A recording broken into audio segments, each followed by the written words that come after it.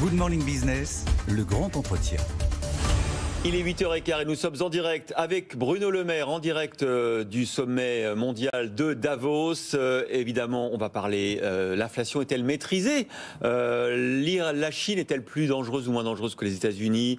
La crise de l'énergie est-elle terminée? Mais on commence, Bruno Le Maire, bonjour et merci d'être avec nous. Bien évidemment, par cette forte mobilisation hier. Bonjour Christophe Jacubizine. Bonjour, et je suis avec Laure Closier pour cette forte mobilisation, bien évidemment. 1,2 million quand même de manifestants selon le ministère de l'Intérieur, 2 millions selon les syndicats. Est-ce que vous êtes surpris par la force de cette mobilisation et est-ce que du coup ça vous fait un peu, pas plier, fléchir, mais hésiter? Non, je ne suis pas surpris. Cette mobilisation est compréhensible. Elle est légitime. Nous sommes une grande démocratie où chacun a le droit d'exprimer son opposition à un projet du gouvernement. Nous savions avec le président de la République, avec la Première ministre Elisabeth Borne, que nous proposions une réforme qui est difficile pour beaucoup de nos compatriotes. On demande à tous les Français de travailler plus longtemps. Il est évident que ce n'est pas très populaire, mais c'est ce qui va sauver le régime de retraite par répartition. C'est ce qui va garantir l'équilibre financier d'ici 2030. Donc il faut continuer à expliquer, continuer à convaincre, continuer à défendre cette réforme dont j'estime qu'elle est juste, qu'elle est équilibrée et qu'elle est efficace pour le rétablissement des comptes de ce système de retraite par répartition. On connaît déjà, Bruno Le Maire, la date de la prochaine mobilisation. Ça sera le mardi 30 janvier. Est-ce qu'il y a des marges de manœuvre? Est-ce qu'il y a des moyens, des choses encore à négocier? 31 janvier. Je vous dirais que maintenant, c'est le temps du Parlement. Le gouvernement a fait une proposition qui me paraît juste, équilibrée et qui, je le redis, a un énorme avantage. Elle garantit l'équilibre financier d'ici 2030. Maintenant, c'est le Parlement qui va prendre la main. Donc il peut toujours y avoir, dans le cadre du Parlement, des discussions, des améliorations du texte que nous avons proposé. Moi, je ne fixe qu'une seule limite à ces améliorations. C'est l'équilibre financier en 2030. L'un des éléments clés de cette réforme, c'est de pouvoir garantir aux générations qui viennent qu'en 2030, nous aurons retrouvé l'équilibre, que nous n'allons pas accumuler les déficits, que nous n'allons pas nous mettre en difficulté financière. Donc je le redis, toutes les ouvertures, toutes les discussions sont intéressantes, toutes les propositions sont utiles, mais elles doivent s'inscrire dans un cadre financier qui garantit le retour à l'équilibre en 2030. Pour moi, c'est un point absolument fondamental de cette réforme. Dernière question justement sur la réforme des retraites. Est-ce que cet équilibre dont vous parlez et dont vous êtes le gardien passe forcément par 64 ans, âge de départ, 43 ans, nombre d'années de cotisation?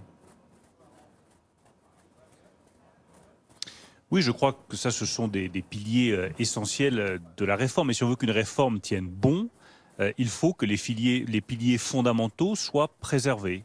Les 43 ans de durée de cotisation, l'âge légal à 64 ans, ce sont des piliers qui garantissent cet équilibre financier en 2030. Donc il ne faut pas affaiblir les piliers d'une réforme.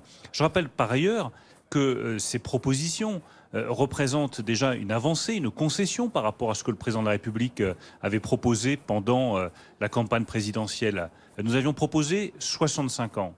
Et cela a été validé au premier tour de l'élection présidentielle par 28% des Français, puis au second tour de l'élection présidentielle. Nous avons entendu discuter, la Première ministre a passé beaucoup de temps à discuter avec les organisations syndicales, avec les partis politiques, pour essayer de trouver le meilleur équilibre possible qui nous amène à un âge légal de départ à la retraite à 64 ans.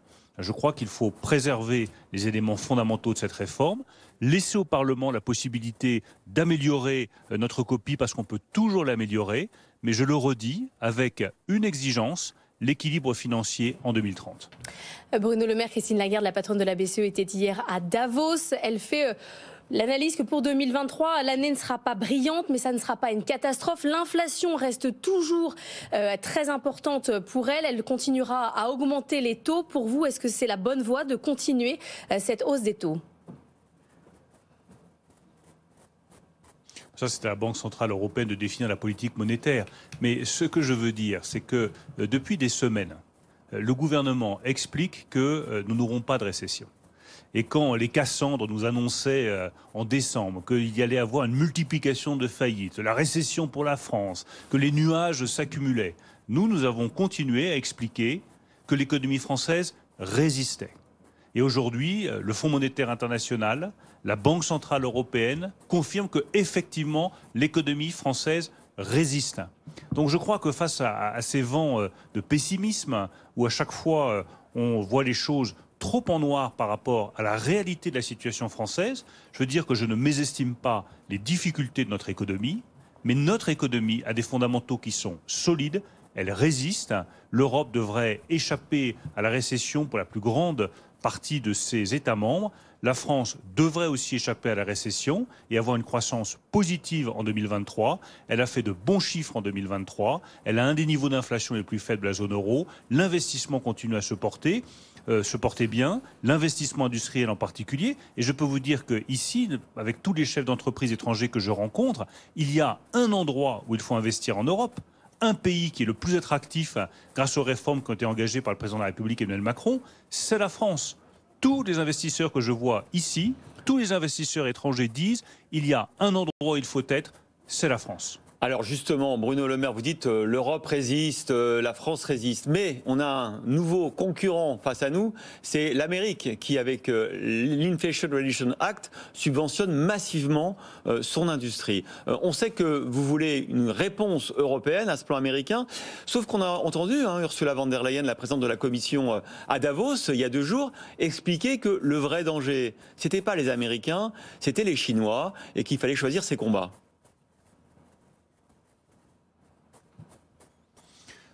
Pas question de combat. Moi, je rejoins Ursula von der Leyen quand elle dit qu'il faut qu'on change notre politique industrielle. Quelle est la bonne réponse à l'Inflation Reduction Act? Pour nous, il y en a 2. La première, c'est de demander à nos partenaires américains des concessions, des exemptions. C'est ce que nous allons faire avec mon homologue allemand Robert Habeck. Nous allons nous rendre à Washington dans les prochains jours et demander à nos alliés américains, à la suite de la visite d'État d'Emmanuel Macron à Washington, nous voulons des concessions. Nous voulons des exemptions pour certains secteurs industriels européens. Et puis la deuxième réponse, c'est aussi celle que nous avons proposée en franco-allemand avec Robert Habeck, qui a été soutenu hier par nos amis espagnols, dont nous allons rediscuter dimanche au sommet franco-allemand. C'est une nouvelle politique industrielle européenne, avec des investissements dans quelques secteurs limités mais absolument stratégiques, comme les semi-conducteurs, l'hydrogène, les panneaux solaires, les batteries électriques, avec des décaissements plus rapides, avec des dispositifs plus simples, avec une préférence européenne pour les biens qui sont produits, réalisés, fabriqués en Europe, de façon à ce que nous ayons une industrie verte, indépendante, souveraine, puissante. Voilà les 2 réponses que nous proposons. Elles sont à la hauteur des enjeux et elles doivent permettre à l'Europe de compter au XXIe siècle face à la Chine et face aux États-Unis. Mais est-ce qu'en dehors du couple franco-allemand, vous arrivez à convaincre l'importance de ce plan massif d'investissement en Europe, ou est-ce qu'il y a finalement que ce couple qui est convaincu ? Non, je pense qu'il y a d'autres partenaires qui sont convaincus. Hier, j'étais à Barcelone avec le président de la République. Je crois que ce qui sort de ce moment très important d'amitié franco-espagnole avec le président Sanchez, avec le président Macron, c'est justement, lisez bien les déclarations qui ont été faites par les 2 chefs de l'État, la nécessité d'investir davantage dans l'industrie verte, d'investir davantage dans l'industrie décarbonée, dans les énergies vertes. C'est un très bon résultat de ce sommet franco-espagnol. Donc l'Espagne et la France, sur la politique industrielle, partagent la même vue. Je regarde ce qui se passe en Italie. Je vois nos partenaires italiens réclamer eux aussi une politique industrielle plus volontariste. Donc je pense que ces idées que nous défendons avec Emmanuel Macron depuis maintenant des années, qui sont des idées de souveraineté, d'indépendance, sont en train de gagner. Tant mieux pour la France et tant mieux pour l'Europe. Ouais, enfin, ça va quand même être compliqué de faire adopter ça par tous les partenaires, de trouver de l'argent public européen pour financer ça. On a beaucoup d'industriels qu'on reçoit sur ce plateau qui nous disent qu'ils sont en train de revoir à la baisse leur plan d'investissement en Europe, qui préfèrent peut-être pas aller aux États-Unis où ils vont être aidés massivement par l'administration Biden. C'est compliqué. C'est bien pour cela, Christophe Jacubizine, c'est bien pour cela qu'il faut répondre. Les choses ne sont jamais simples, je ne vais pas vous dire le contraire. Mais il faut être lucide. Si nous voulons, au XXIe siècle, garder une industrie européenne puissante et même profiter du changement climatique pour réindustrialiser l'Europe et réindustrialiser la France, C'est maintenant que ça se joue. Il n'y a pas une seconde à perdre pour mettre les investissements sur la table. Ça peut être des investissements publics, ça peut aussi être des investissements privés. Et il est essentiel de mobiliser aussi des investissements privés. De ce point de vue, réaliser l'union des marchés de capitaux, c'est-à-dire un marché unique des capitaux européens, devient maintenant une urgence absolue. Parce que c'est la seule façon de lever des fonds suffisants pour que les investisseurs industriels se disent bah oui, l'Europe, elle nous donne les fonds dont nous avons besoin, les modalités de financement dont nous avons besoin pour réaliser nos investissements sur le territoire européen. Un mot, Bruno Le Maire, de la crise de l'énergie, cette épine quand même dans le pied des industriels et de l'ensemble du tissu économique européen. On a vu le prix du gaz et de l'électricité largement redescendre. Désormais, on est à des niveaux bien avant la guerre en Ukraine. Est-ce que la crise énergétique est derrière nous en Europe ? Je serai prudent parce que le conflit en Ukraine n'est pas terminé, que les marchés de l'énergie restent très volatiles et qu'il faut continuer à soutenir à la fois les ménages et les entreprises face à la flambée des prix de l'énergie. Je pense aux très petites entreprises. Nous avons garanti un prix à 280 € le mégawattheure en moyenne pour les très petites entreprises. Je verrai les fournisseurs d'énergie à nouveau en début de semaine pour les rappeler à leurs obligations que sur la facture d'énergie doit bien figurer les 280 € le mégawattheure en moyenne pour toutes les très petites entreprises.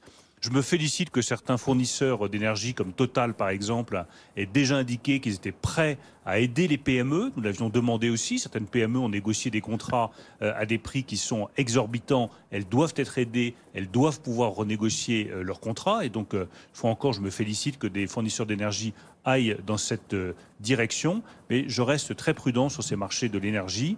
Ils sont très volatiles. Les prix sont à la baisse aujourd'hui, mais nous ne devons pas baisser la garde. Et sur le long terme, je redis que la seule solution, elle tient dans la sobriété, l'investissement dans les énergies renouvelables et évidemment l'investissement dans le nucléaire. Et la décarbonation. Vous avez entendu, j'imagine, le secrétaire général de l'ONU qui a expliqué que les pétroliers étaient responsables du réchauffement climatique puisqu'ils savaient depuis 40 ans qu'ils contribuaient au réchauffement de la planète et donc à la destruction de notre planète. Vous avez entendu aussi la réponse de Patrick Pouyanné sur notre antenne qui a dit d'abord que, un, il ne savait pas et que, deux, il n'était pas le seul responsable. Il fallait aussi incriminer les compagnies aériennes, les constructeurs de voitures et les États qui subventionnent, comme aujourd'hui, les énergies fossiles. S'il n'y a pas un paradoxe, est-ce qu'on ne marche pas un peu sur la tête en ce moment ? Moi, je pense que le blame game n'est jamais très utile. Se tourner vers le passé pour dire un tel est responsable, très franchement, ça ne m'intéresse pas beaucoup. Moi, ce qui m'intéresse, c'est de regarder pour l'avenir comment est-ce qu'on décarbone le plus rapidement possible l'économie française. Ça, c'est un enjeu majeur. Et le projet de réindustrialisation verte que nous portons avec un certain nombre de parlementaires, avec d'autres ministres, doit permettre à la France de franchir un cap historique. Passer d'une économie qui a été une économie brune, carbonée, à l'économie la plus décarbonée en Europe. Nous avons des atouts pour cela, notamment l'énergie nucléaire, nos industriels qui sont très engagés dans l'hydrogène, des technologies de pointe. Il faut simplifier les choses, il faut mieux les financer, il faut associer évidemment les collectivités locales, il faut former, créer de nouvelles qualifications. Donc il y a des enjeux absolument considérables, mais tournons-nous vers l'avenir. Plutôt que de regarder vers le passé qui est responsable de quoi, regardons comment accélérer la décarbonation de l'économie française avec le président de la République, avec la première ministre Elisabeth Borne. Nous sommes totalement déterminés à faire de cette loi pour l'industrie verte une des grandes lois de 2023. Un dernier mot, Bruno Le Maire, sur un sujet qui a aussi agité Davos, c'est le partage de la valeur. En France, on a une idée, c'est le dividende salarié. Le MEDEF est complètement contre. Est-ce que vous le soutenez toujours? Est-ce qu'on a un calendrier? Est-ce que ça avance sur ce dossier?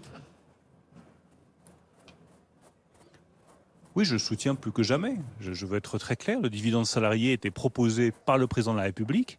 Il sera mis en œuvre. C'est une question de justice. Quand une entreprise est capable de verser des dividendes à ses actionnaires, elle doit être capable de verser une meilleure rémunération à ses salariés. Et on voit bien à l'occasion de ces manifestations, je reviens à vos questions sur les retraites, que derrière il y a une interrogation plus profonde sur le travail, sur la valorisation de chacun, sur la juste rémunération de chaque salarié. Eh bien, nous voulons y répondre. Notre réponse, c'est le partage de la valeur, c'est le dividende salarié. Vous savez que je suis en général très transparent et très direct. nous mettrons en place ce dividende salarié et nous progresserons dans le partage de la valeur. Ça va pas faire plaisir aux patrons qui, vous le savez, disent qu'il y a déjà l'intéressement de la participation et qu'il ne faut pas mélanger les mots et que dividende, c'est pour... Oui, mais j'entends parfaitement les arguments des uns et des autres et nous allons discuter, mais un des éléments cardinaux de la politique que nous menons avec le président de la République depuis maintenant 6 ans, c'est le travail. On ne peut pas demander aux Français de travailler plus longtemps et ne pas leur garantir en même temps une plus juste rémunération de leur travail. C'est absolument fondamental de bien comprendre les principes politiques qui sont au cœur de notre action avec le président de la République. Nous voulons plus de travail, mais nous voulons aussi un travail mieux rémunéré. Les deux vont ensemble. Quand on demande un effort aux Français en leur demandant de travailler 2 ans de plus, il faut dans le même temps, et c'est exactement ce que je porte avec beaucoup de détermination, garantir à tous les Français, quels qu'ils soient, quel que soit leur métier, qu'ils soient ouvriers, qu'ils soient aides-soignants, qu'ils soient ingénieurs, qu'ils soient techniciens de maintenance, qu'ils seront mieux payés.